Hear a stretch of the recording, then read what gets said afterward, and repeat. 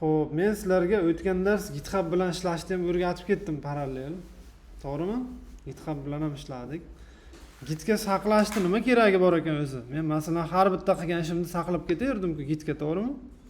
Qanday foydasi bor uni? Qayerdadir xato chiqsa, o'sha Xatoni topish oson bo'ladi, to'g'ri. Bironta ishga qabul qilsa, shu xabarlarda ko'rsatib modelda brauzer ishlashni. Ishga kirayotganda shunga qarab bilsa bo'ladi, to'g'ri. Professionalmi yoki prosta Gitni salgina biladimi? Mana shu narsa. Xo'p. Keyin kodimizni bosqichma-bosqich kuzatsak bo'ladi. Qayerda nima qilganman deb har bitta bosqichini nima qilsa bo'ladi, kuzatsa bo'ladi. Shuning uchun bu juda ham muhim Git bilan ishlash. Yana bitta narsa, Gitda buzib qo'ysak biron joyini tap orqaga qaytarsak ham bo'ladi. Masalan, 20 ta o'zgarish qildik, 20-chisi xato berdi, tasavvur qilinglar. 20-chini bekor qilsa bo'ladi. Tushunyapsizlarmi? 19 turadi, oxirgi 20 nima bo'ladi? Bekor bo'ladi. Mana shunday imkoniyatlar bor. Komanda bo'lib ishlayotganda ham juda ham foydali bu. Masalan, boya musobaqada biz ikkita dasturchi ishladik. Men front-endini qilardim, bu narigi back-endini qilardi sherigim. U o'zini kompyuteridan o'tirib back-end qilyapti, GitHubga push qilyapti. Men o'zimni kompyuterimdan o'tirib front-endini qilyapman, GitHubga push qilyapman. Ikkalamiz ham push qilyapmiz, proyekt navbat bilan ko'tarilib ketyapti. Tushunyapsizlarmi? Mana shunday GitHub bilan ishlash juda ham muhim. sayt necha kun qilasiz? 2 kunda. 2 kunda qildik. Xo'p. Endi bugun yana bitta zo'r narsa o'rgataman sizlarga. Hozir menda shu maket yo'q, tasavvur qilaylik. U qayerda turibdi? GitHubda turibdi. To'g'ri, Telegramda ham bor. Telegramda bo'lmasligi mumkin, to'g'rimi? Telegramda tem более zipi yo'q ekan, zip tashlanmagan. Xo'p. Telegramda hech qayerda yo'q, tasavvur qilinglar, faqat qayerda bor? GitHubda bor. GitHubdan olishning ikkita yo'li bor. GitHub akkauntimga kiraman. Ikkita yo'l bor. Hop, mana bu yerdan indi deb qidiraman. Mana bizning maketimiz. Birinchi yo'li mana kod degan knopka bor, yashil. Bosamiz, zip qilib yuklab olsa bo'ladi. Tushunarli? Zip qilib yuklab olsa bo'ladi. Ikkinchi yo'li yangi papka ochasizlar. Indi deb. Buni VS Code'ga tashlaysizlar. Keyin terminaldan buyruq berasizlar, shunday yuklab oladi fayllarni. Terminalni ochamiz. Git pull degan buyruq bor. Git pull. Bitta joy tashlaysizlar. Keyin mana shu yerdagi linkni qo'yasizlar. Ishlamadi. Linkini xato qo'ydim. Git pull. Xo'sh, mana bu yerdagi linkini qo'yishim kerak edi.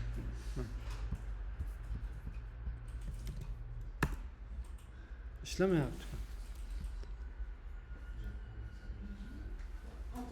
Not a git repository or any of parent directories.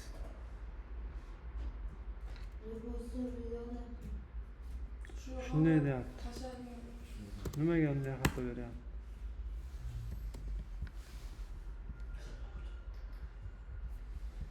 Xo'p, akkauntimga kirib turibdi.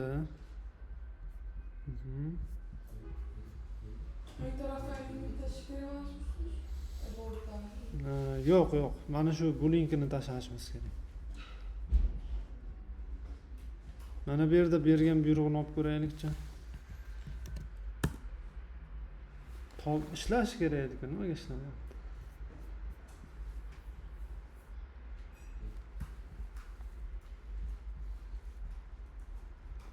Nomini indi deb berganimda xato bo'lmaydi.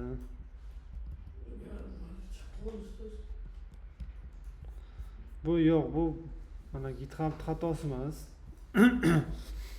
Git pull buni qo'yapmiz.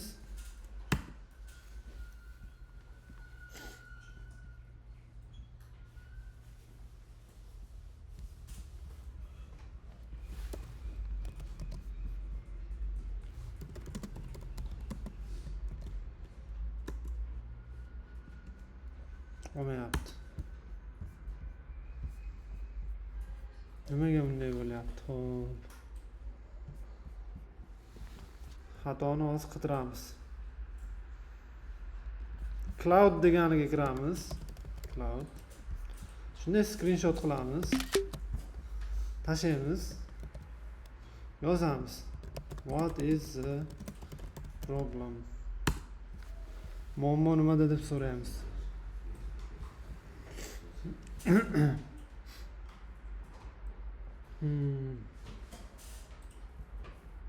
Papkaning nomidan bo'lyapti, deyapti.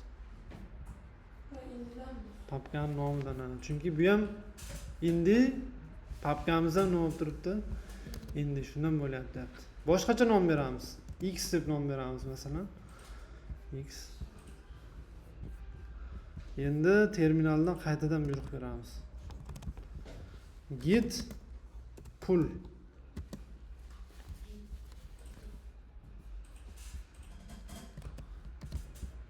Pull. Baribir ishlamayapti. Git clone deylikchi. Endi o'xshadi. Demak, git clone bilan o'xshadi, mana ko'ryapsizlar.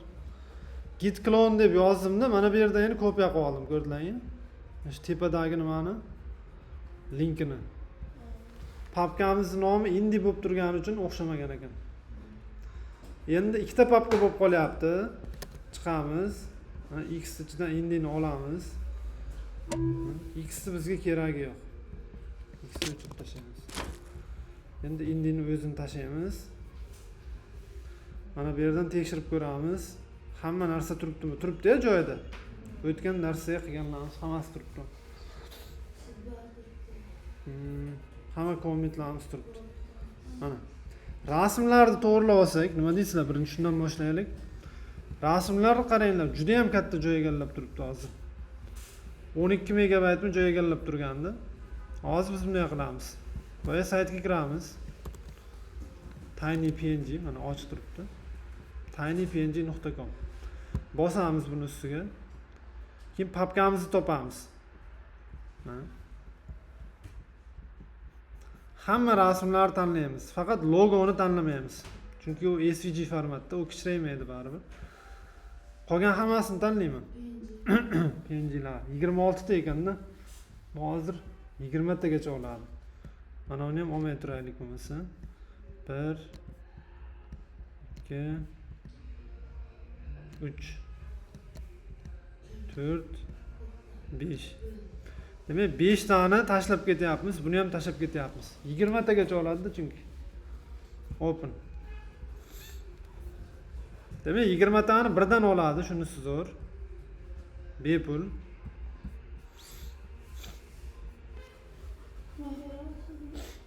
Kichiraytirib berar rasmni. Film samp. Bittani olmadi. Nimaga olmayapti? Film sampni tashlab ketgan ham o'zim. Bo'ldi. Mana buni ham olmadi film sampni. 20 ta bo'lib ketgan ekan, 21 ta. Endi qaranglar qanchadan kichraytirib beryapti. 70-80% dan nima qilib beryapti? Kamaytirib beryapti. Yuklaymiz. Bittada yuklab oladi hammasini. Mana. Demak 6 dan 23 gacha bor. Mana buni ham oldi, GIFC nimani. Buni ham kichraytirib berdi. 6 dan 23 gacha. Mana buni olishimiz kerak. Keyin 5 gacha olishimiz kerak, keyin fallback image. Endi ularni kichraytirishimiz kerak. Yangilaymiz bitta. Yana bosamiz. Tanlaymiz. 5 gacha edi, to'g'rimi? Keyin mana buni ham tanlaymiz. Hop, 7 ta bo'lyapti, open. Shunda 7 ta bo'lsa, 27 ta rasmmi degan общий o'zi.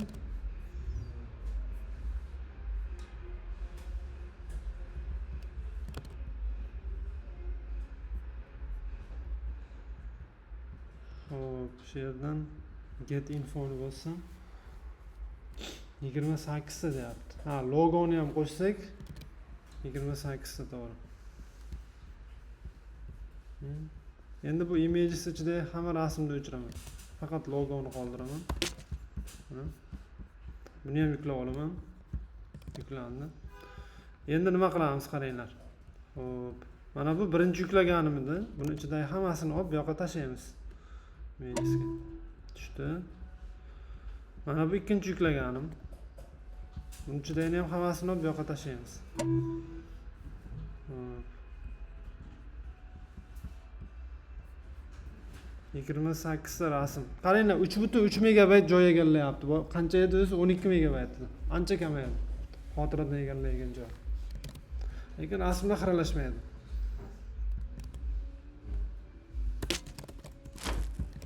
Xo'p.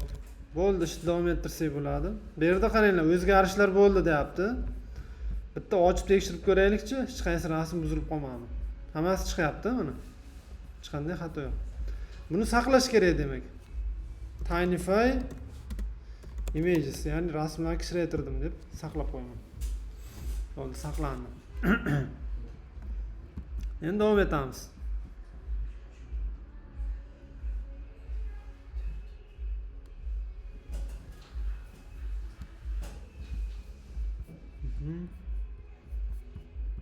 Qayer o'zgardi deyapti. Mana bu belgilar olib tashlabdi. M degani o'zgarish bo'ldi deganida. Ko'ryapsizlar? Modified. Fayl o'zgardi, sariq bo'lib turibdi uni.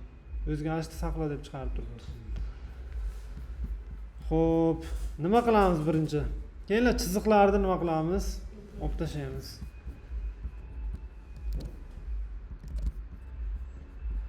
Chiziqlarni olib tashlaymiz.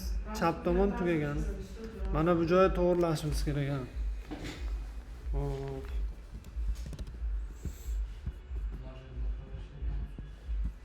Bu yerda mana uni kattalashtirishimiz kerak. Keyin font familiesini qaranglar, nima ekan? Anton. Qolganlarichi? Work Sans. Demak, bu yerda ikkita shrift ishlatilgan ekan. Anton bilan Work Sans degan. Shriftlarni qayerdan olamiz? fonts.google.com saytidan olamiz. Anton deb qidirib ko'ramiz. Bor ekan mana. Demak, bu kerak bizga. Get fontni bosamiz. Bizga yana bitta kerak. Ikkinchisi nima edi? Work Sans. Bu ham bor ekan. Get font. Nechta shrift tanladim? Ikkita. Get embed kodni bosamiz. Bizga link beradi. Linklarni olamiz, HTML ga qo'shamiz head ichiga. Mana. Keyin bizga font family Anton deb beryapti. Buni qaysiga berishimiz kerak? Xabarga berishimiz kerak. Xabarning klassi nima? Home title. Demak,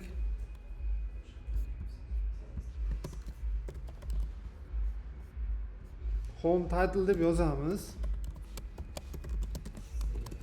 Mana bu kodni tashlaymiz.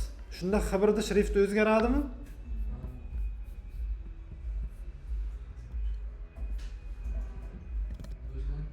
Mana o'zgardi.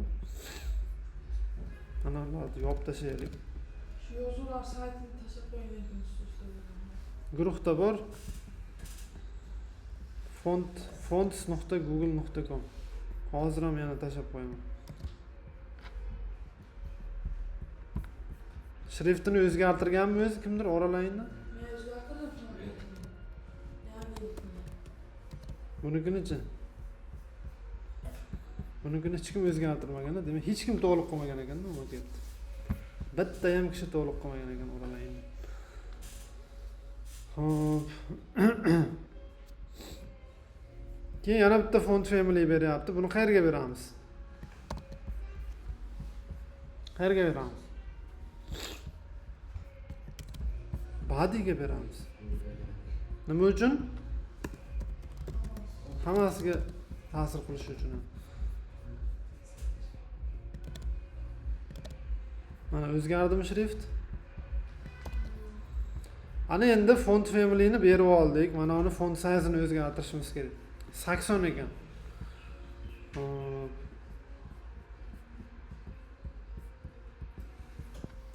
Font size 80. Line height 120 ekan. Tagida 4 piksel joy bor ekan. Margin mod ham 4 piksel. O'xshadimi? Tagidagiga o'tamiz. Xo'p, buni font size 12 ekan, line height 24 ekan.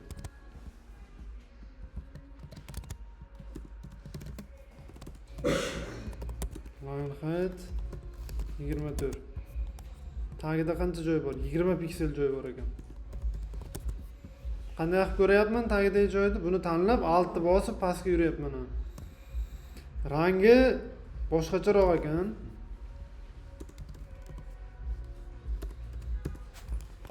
Mana rang. O'xshadimi? Tagidagiga o'tamiz. Xo'p, buni font size 15, line height 26 ekan.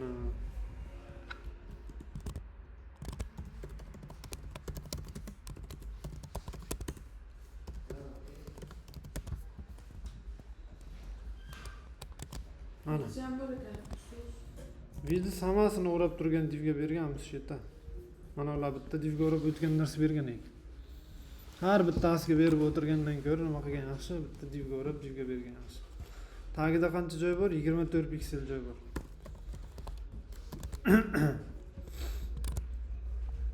Hop, joy ochildi. Mana unga yetib keldik. Qaranglar, ko'rsatmayapti font sizelarini, lekin mana bunda yozuv chiqib turibdi, bu yerda knopka chiqib turibdi. Detach style deyapti. Shuni bitta bossa nima qiladi?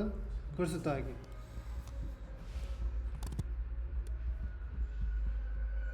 Bu ham home text ekan.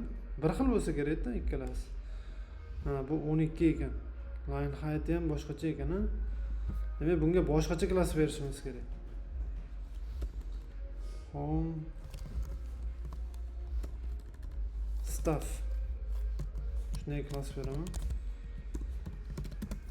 Chunki buni font size 12 ekan, line height bo'lsa qancha ekan? 24 piksel ekan. Tagidagi joyi ham kattaroqda, 49 piksel.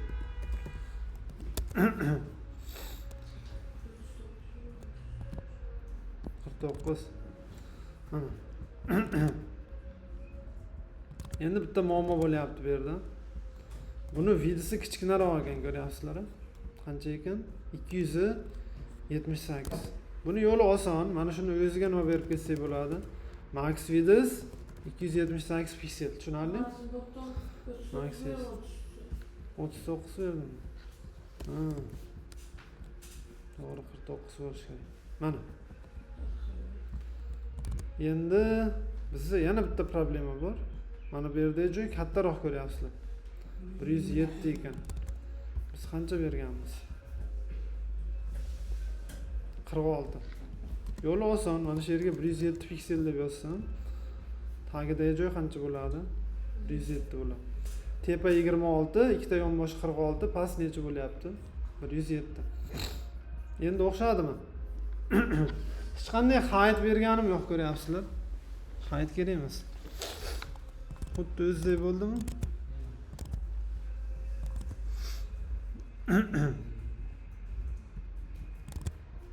Mana buni to'g'rilaganmidik?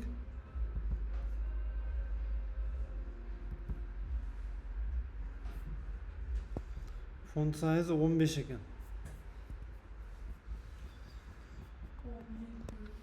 Font size 15. Yonoqlar orasida qancha joy bor? 5.9. Demak, display inline flex beriladi. Align item center beriladi. Gap qancha beriladi? 6 piksel beriladi. Yana bitta narsa qaranglar. Buni yozuv ingichkaroq, ko'ryapsizlarmi? Bizlarga qalinroq. Nimaga? Chunki aytgan. Xo'p. Light deyapti. Light. Line height bermabdi.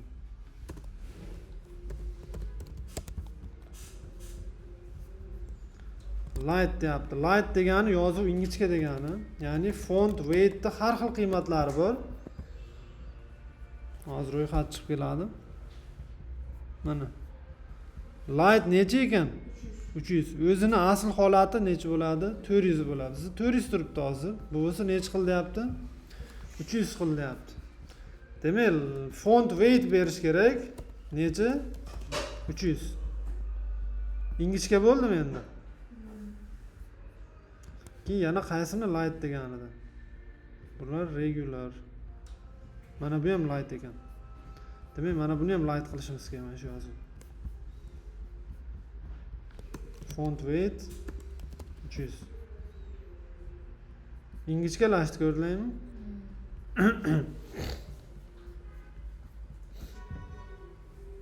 Buni regular degan. Demak, mana bu regular bo'lish kerak ekan. Bizga qalin bo'lib ketgan.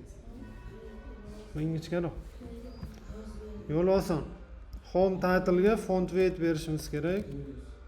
400 da yoki normal. Endi savol tug'iladi, o'zi 400 bo'lmaydimi? Yo'q. Chunki bu xabarda xabar H2 H6larda necha bo'ladi? 700 bo'ladi.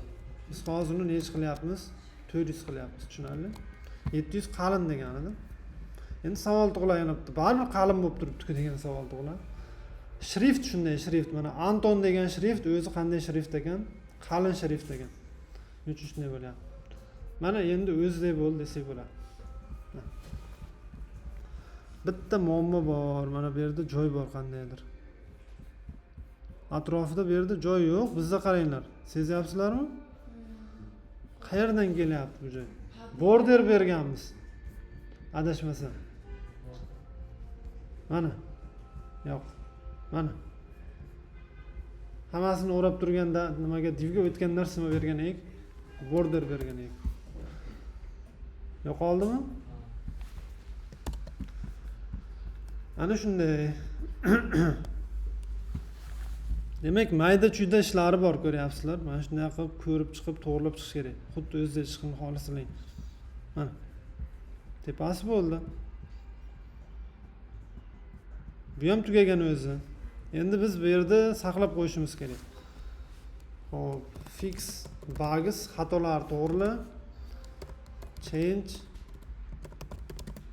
home style, ya'ni home dizaynini o'zgartir. Xo'p, change font family. Shunday ishlar qildik-da, to'g'rimi? Saqlaymiz. Saqlandi. Keyin qaranglar, bitta narsani e'tibor beringlar. Juda ham zo'r git. Oldin qilganlarimizni mana kulrang nima pushtiga o'xshash rangda ko'rsatyapti. Buni nima qilyapti? Ko'k rangda ko'rsatyapti. Bu degani bular GitHubga saqlanganda, gitga, ya'ni bu yerda saqlangan. Undan tashqari mana bu yerdagi GitHubda turgan saytimiz ham hozir ko'rsak eski holatda turibdi-da. Mana. Chunki qaranglar, oxirgi marta o'zgarish qachon bo'lgan deyapti? 2 kun oldin. Chunki biz hozirgi qilgan o'zgarishlarimizni hali bu yerga qo'shganimiz yo'q. Shuning uchun mana uni ochsam, bu ham hali eski holatda turibdi. Ko'ryapsizlarmi? Yangi holatga o'tkazish uchun nima qilish kerak? Yangi holatga o'tkazish uchun ikkita yo'li bor. Yo mana bu knopkani bitta bosish kerak, yoki terminaldan git push deb buyruq berish kerak. Buni knopkani hali bosmayman. Hammasini qilib oxirida bitta bo'lsin. Shunda hamma o'zgarish birdan nima qiladi? Yoqqa boradi. Tushunarlimi? Hozir turaversin shunday. Ya'ni aytmoqchi bo'lganim, eski holati turadi hali ham. Sizlar bu yoqda o'zgartirganlaring bilan kompyuterda bu yoqda yangilanib qolmaydi. Mana knopkani nima qilishlaring kerak? Boshlaring kerak yangilanish uchun. Yaxshi, bu ketdi. Qayerga qolyapti endi? Mana buni qilib bo'lganmiz. Mana bunga ishlov berishimiz kerak oxiriga. Bular bo'lgan. Bular bo'lgan. Mana shunga ishlov berishimiz kerak. Your emailga, mana bu stay connectedga. Hozir to'g'rilaymiz. Demak, mana bundan boshlasak. Buni font size 40 ekan, extra bold deyapti. Keyin line height 25.3 ekan. Xo'p, topamiz buni. Mana. Pastroqqa tushamiz.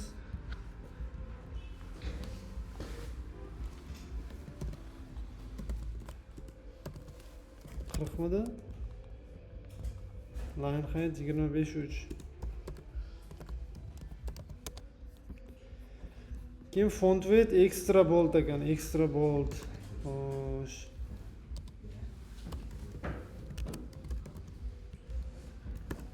Extra bold necha edi? 800 bo'lsa kerak extra bold. Shrift qanday ekan? Worksans. Extra bold mana necha ekan? 800. Demak, font weight necha berishimiz kerak?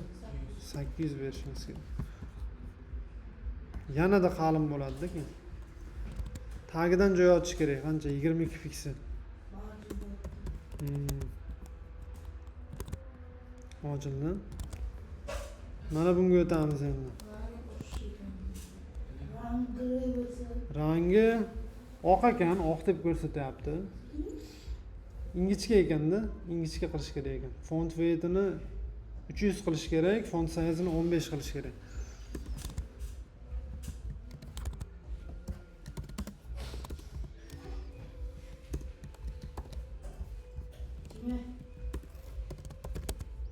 Font weight nima qilib berar ekan? Aytinglarchi ikkalanglar. Qalinlashtirib yoki ingichkalashtirib beradi, to'g'ri. Line height nima qilib beradi?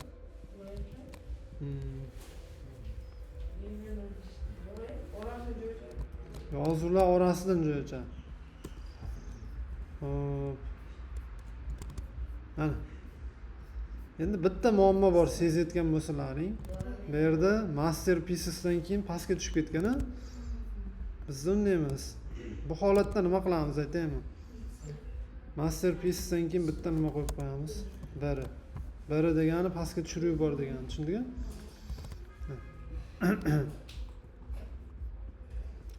Mana bunga yetib keldik. Tagidan joy ochmadik-ku pana.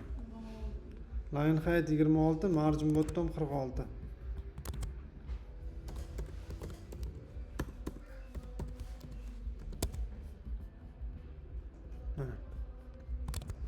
Endi emailga yetib keldik mana. Xo'p, email bilan buttonda ikkita muammo bor, qaranglar. Birinchidan shrifti bu shriftga o'tmagan. Chunki input bilan buttonniki o'tmaydi. O'tish uchun bunday qilish kerak. Body'ga bersa hammasiga ta'sir qiladi, to'g'ri? Inputga buttonga ta'sir qilmaydi. Shuning uchun tagidan yozish kerak. Input virgul button. Font family deyish kerak. Inherit. Bu degani mana buni font family'sini o'zingga ol degani, tushundingmi? Body'dan oladi, buniki ham nima qiladi keyin inputlarniki ham o'zgaradi. Mana endi nima qildi? O'zgardi, boya boshqacha edi. O'zgardi. Inputdan boshlasak, width berishimiz kerak. Width qancha? 250. Demak, bottom inputga width 250 piksel beramiz. Mana. Keyin borderni olib tashlashimiz kerak. Border 0. Orqa fonni olib tashlashimiz kerak. Background color transparent. Tagidagi border kerak endi bizga. Border bottom berishimiz kerak. Border bottom qancha? 1 piksel ekan. Border bottom 1 piksel solid oq rangda. Keyin buni Xo'p, font size 15, line height 26. Font size 15, line height 26 piksel. Keyin light deyapti, bu degani font weight necha berishimiz kerak? 300 berishimiz kerak. Mana. Keyin rangi boshqachada shu. Bizda kul rang o'zi qanday bo'lishi kerak? Oq bo'lishi kerak. Buning uchun bunday qilish kerak. Color white bersalaring o'xshamaydi. Color white. Baribir oq bo'lmadi. Yozuv oq bo'ladi, to'g'ri, lekin mana bu yozuv nima qilmaydi? O'zgarmaydi. Uni o'zgartirish yo'li bunday. Pastga alohida yana yozasizlar. Bottom input 2 nuqta placeholder. Nima uchun? Chunki mana shu chiqarib turgan yozuvimizni nima bilan yasaganmiz? Placeholder bilan. Shuning uchun 2 nuqta placeholder qo'yib, unga ham nima berish kerak? Color white. Endi oq bo'ldi mana. Endi bitta muammo bo'lyapti, sezayotgan bo'lsangiz, ichiga kirsam nima chiqib qolyapti? Atrofidan yana ramka chiqib qolyapti. Yana bottom input deb yozamiz. Inputga ishlov berish kerakda, ko'proq ko'ryapsizlar. 2 nuqta nima deymiz? Fox. Outline 0. Endi chiqmaydi. Chiqmayaptimi? Lekin endi bitta muammo bor. Oldin chiqayotgani yaxshi edi o'zi. Bitta kirsak, kirganimiz yaxshiroq nima qilayotganini bilinib turgan edi. Endi yaxshi bilinmayapti. Buni yo'li oson. Mana shu focus ichiga border bottom color deysizlar. Line. Oq bo'lib turibdi. Mana oq bo'lib turibdi. Ichiga kirganimdan keyin qanday bo'lyapti? Yaxshi. Zo'r bo'ldimi endi? Shunday. Mana uni o'zgartirishimiz kerak endi. Keyin bular orasidan joy ochishimiz kerak. Qancha joy bor? 18 piksel. Inputga margin right 18 piksel beraman. Buttonga ishlov beramiz. Font size 14, line height 22. Demak, mayda ish juda ham ko'ryapsizlar, shu yerda o'ziga qancha vaqt ketib qolyapti.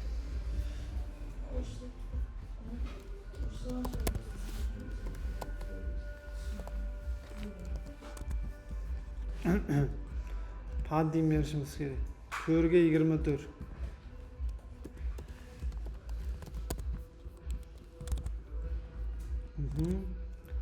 Orqa fonini olib tashlashim kerak. Border radius berishim kerak.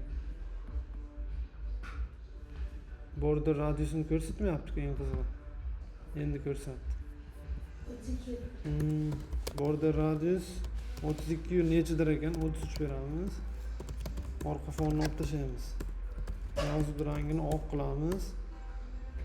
Borderi 1 piksel solid white, bu ham oq bo'ladi. Yozuvi ingichkami? Yo'q, ingichka emas. Border o'xshadimi? Va nihoyat mana buni ham qilib bo'ldik. Xolisdan hover berib qo'yishimiz mumkin. Hover.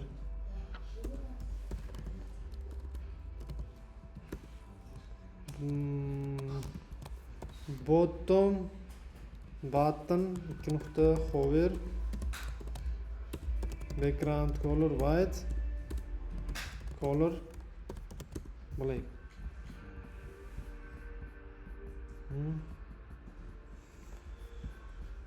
Keyin kursor pointer degan narsa qo'shsak, kursor pointer degani bu sichqonchani ko'rsatkichini o'zgartiryaptimi? Borganda qo'lga aylanyapti, ko'ryapsiz.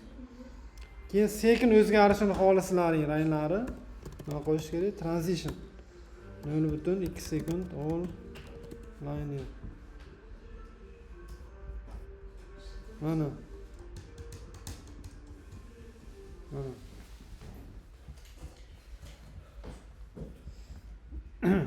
Ana endi dizaynini to'liq nima qildik? Tugatdik. Xo'p, saqlab qo'yamiz. Saqlaymiz. Demak, polish yoki finish bottom section design. Yaxshi. Shu joyigacha hamma tushundimi? Kimda savol bor? Maket o'ziday chiqdimi? Xuddi o'ziday qilishga harakat qildik. Mana hamma narsasini o'zidan ko'rib qildik. Xo'p, yozuvi, o'lchami, tagidagi joylari, orasidagi joylari, ramkasi, ranglari hammasini xuddi o'ziday qildik. Ancha mehnat qilish kerak buning uchun. Erinmaslik kerak. Mayda chuydasigacha e'tibor berish kerak. Tushunarli? Endi buni nimasini qilishimiz kerak? Mediasini. Ya'ni har xil ekranlarga moslashtirishimiz kerak.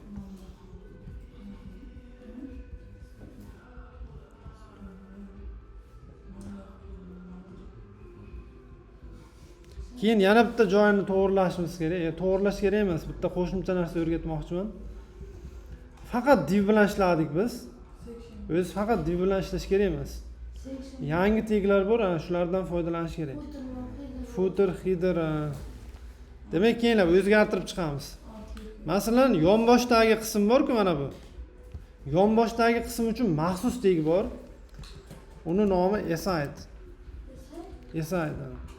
Endi buni divdan hech qanday farqi yo'q. xuddi div bilan bir xil ishlaydi. Bitta farqi buni brauzer aynan saytni chekkasi uchun mo'ljallanganini yaxshi biladi. Divni bo'lsa qayerga mo'ljallanganini aniq bilmaydi, chunki div har qanday joy uchun nima qilishi mumkin, ishlatilishi mumkin. Bu bo'lsa aynan nima uchun? Veb saytda mana shunday yonboshi qismlarini yasash uchun. Shuning uchun divni o'rniga nima qo'yib qo'yaman bu yerga esayt. Bu nima foyda beradi desang, brauzer kodimizni tezroq tushunadi, saytimiz nisbatan tezroq ishlaydi. Keyin internetdan kimdir qidiruv berganda biz saytimiz teparoqdan chiqadi. Tushunarlimi? Shuning uchun shunday qilyapmiz.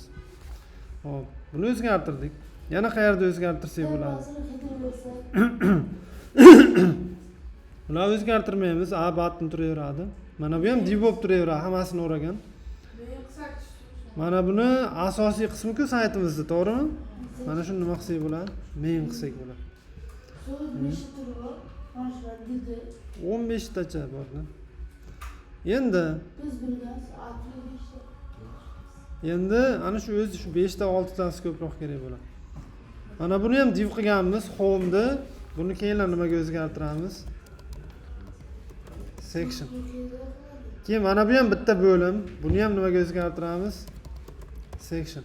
Demak, bilyapsizlar, o'zi section bu veb saytda bo'limlari.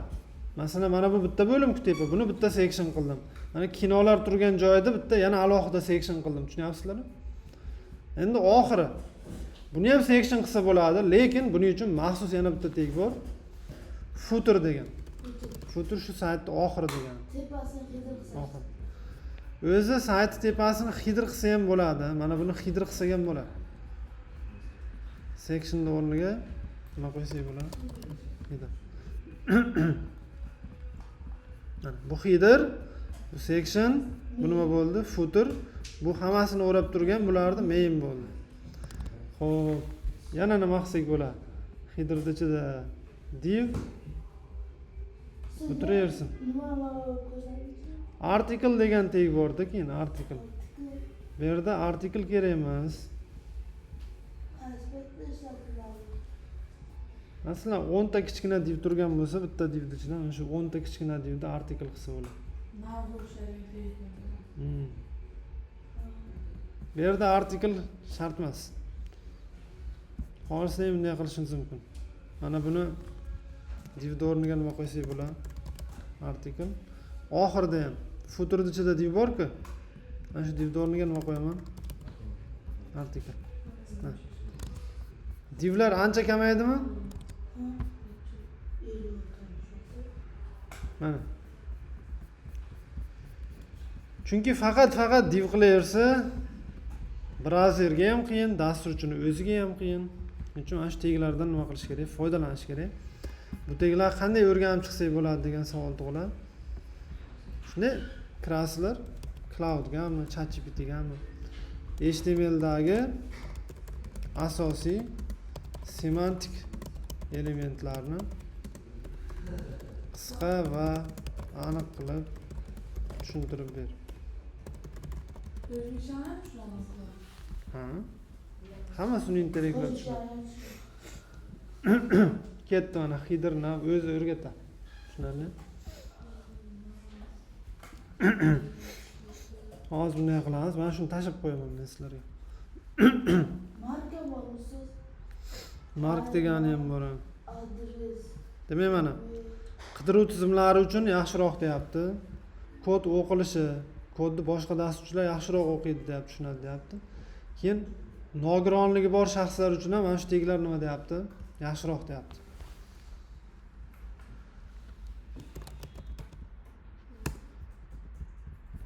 Buni tashab qo'ysam, sizlar ham kirib o'qib olsang bo'ladi.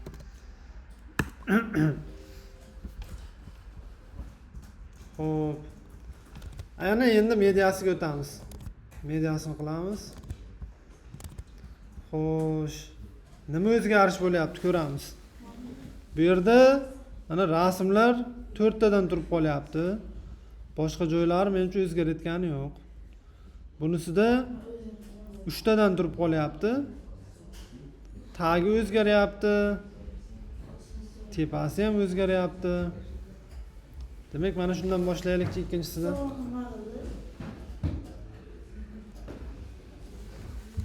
kompyuterda ana настройкasiga kirib ketdi boshidagi. Exitni bosing, chiqib ketadi.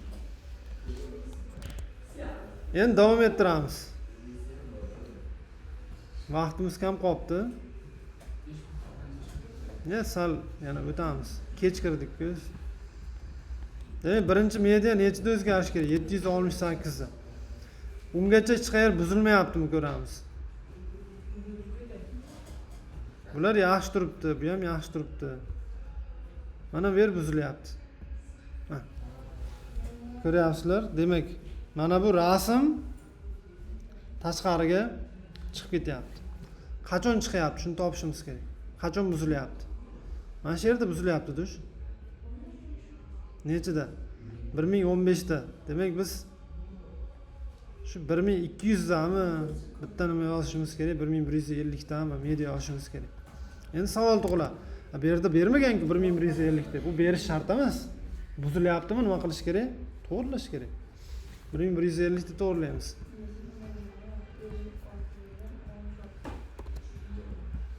Kuchukcha media oxiriga yozilishi kerak, siz bilasizlar. Endi demak shuni yoza olmayotganlar bor. Yana shu lattalar deymiz. O'tgan darsda. Sun'iy intellekt bilan ham ishlashni bilmaydimi deyman-da shular. Mana kirsa bo'ladi, ChatGPT ga, Cloud ga kirib, mana shu yozgan kodni kopiya qilib, nima xato qilyapman deb so'rasa bo'ladi, to'g'rimi? Shunday qilib ishlashni o'rganish kerak. Zamondan orqada qolib ketganga o'xshamaydi. Xo'p, rasmga tushirib tashlasa ham bo'ladi, kopiya qilib tashlagan yaxshiroq. Endi qaraymiz. Demak, 1150 da mana shuni xatosini to'g'rilashimiz kerak. Qanday qilib to'g'rilaymiz degan savol tug'iladi. Bizning rasmimiz 500 piksel. Demak, u keyingi mediada necha piksel bo'lib qolyapti? 284. Demak, bu o'zi nechida o'zgarish kerak? 768 da. Lekin men ana shuni nechida o'zgartiraman? 1150 da. Ya'ni 1150 pikselda mediada men mana shu rasmni nima qilaman? Kichraytiraman, tushunyapsizlarmi? Kichraytiraman. Vidisi 284, heighti 270 bo'lishi kerak ekan. Demak, mana shu home image midi?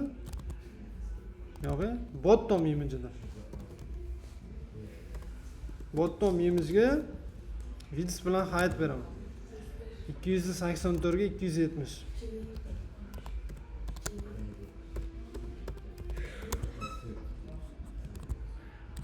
Mana.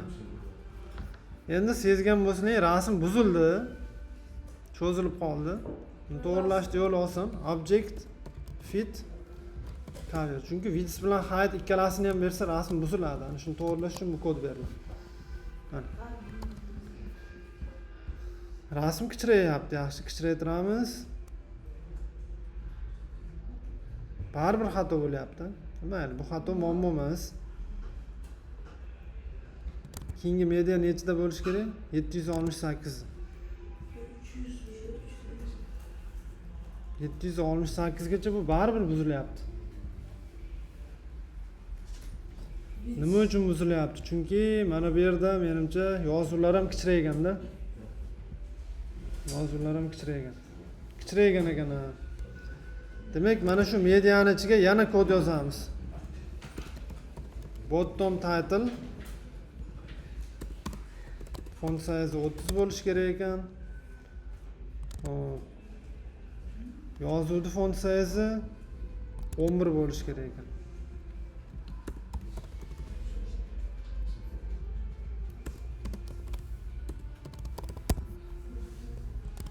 Input vidisi qancha bo'lyapti? Input vidisi 209 bo'lishi kerak ekan.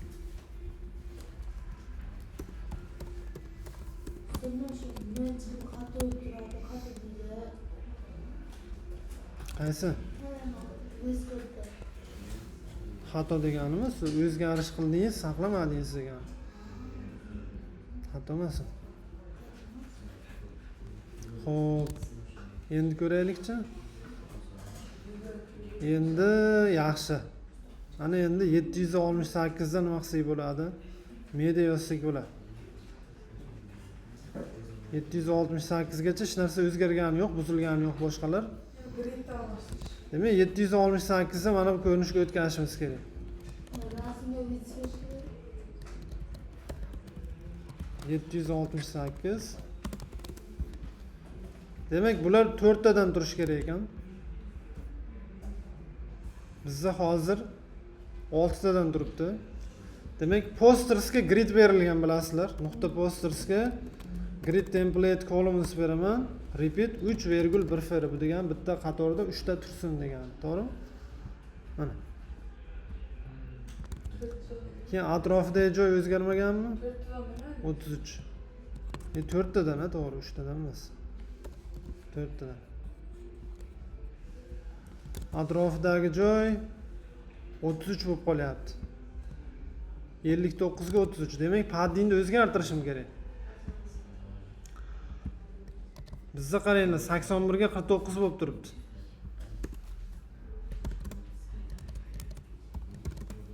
Padding 59 ga necha bo'lish kerak ekan? 33 bo'lish kerak ekan. Kamaytirdim paddingni. Mana. Tagi qanday o'zgarish kerak? Tagi yana buzilyapti-da. Chap tomonni videosi ham kamayyaptimi? Chap tomonni videosi kamayyapti ekan. Necha bo'lyapti ekan? 64 bo'lyapti ekan. Demak, sidebarga videosi oldin 109 bergan edik. Ana shuni endi necha qilishimiz kerak? 64 qilishimiz kerak. Kichrayadi mana.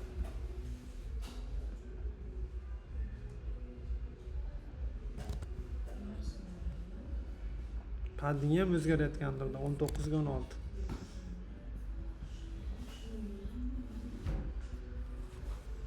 Padding 20 ekan, o'zgartirish kerak.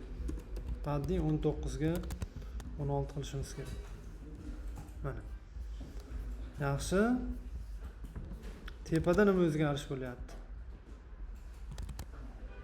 Tepada mana bular kichrayapti demak. Mana bu yozuvlar bittalab nima qilishimiz kerak? Kichraytirib chiqishimiz kerak. Kichraytirishimiz kerak. Buni kichraytirgandik. Paddingni kamaytirishimiz kerak. 33, tepada 37. Demak, chap tomondagi padding necha bo'lyapti? 33 bo'lyapti. Bizda hozir chap tomondagi padding 49 bo'lib turibdi. Padding left necha berishim kerak? 33. Kamayadi. Keyin mana qutini videosi qancha bo'lib turibdi? 371. Bizda qancha? 517 bo'lib turibdi. Demak, bottom boxga videos berishim kerak 371.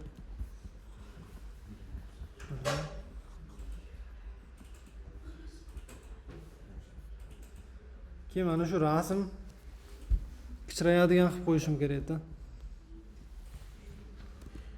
Buning uchun bottom image-ga videos beramiz auto, flex grow beramiz 1. Buzilib qolyapti naborat. Bunga flex shrink 0 bersak. Flex shrink 0 degani ana shu yozuvlarni o'rab turgan qutini enini kichraytirma degani, ya'ni shu enini saqlab qol degani. Endi rasm buzilyapti. Rasmimiz buzilyapti.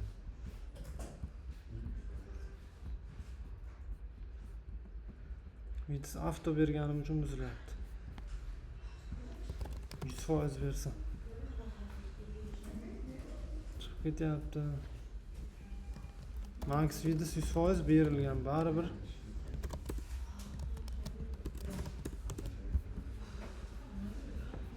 Baribir chiqib ketyapti.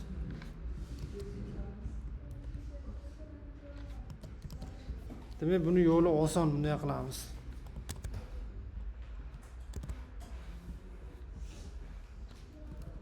Bunga vidiz 60% beramiz.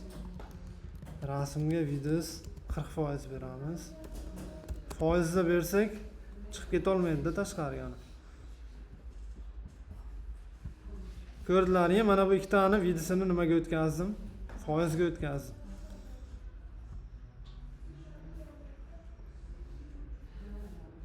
Baribir buzilyapti. Buni to'g'rilashimiz kerak. 375 gacha bu buzilib ketyapti. Orasida ham joy bo'lishi kerak undan tashqari.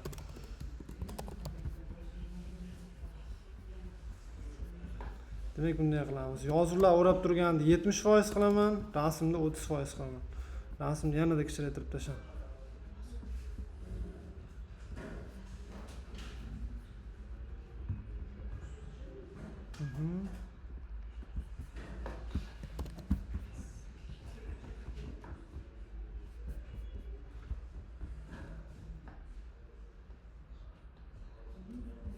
Baribir chiqib ketyapti. Qachon chiqyapti bu? Bir vaqtdan beri O'zi nimaga chiqyapti bu? Shunisiga gapdan bo'lyaptimi deyman. Gapdan bo'lyapti uni.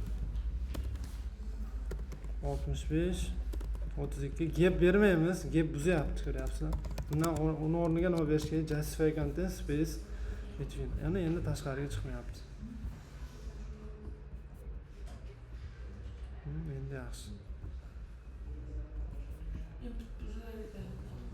Buni to'g'rilashimiz kerak. Mana buni ham to'g'rilashimiz kerak. Buni nima qilishimiz kerak? Kichraytirib chiqishimiz kerak. Xo'p, hozir vaqtimiz tugab qoldi deyarli.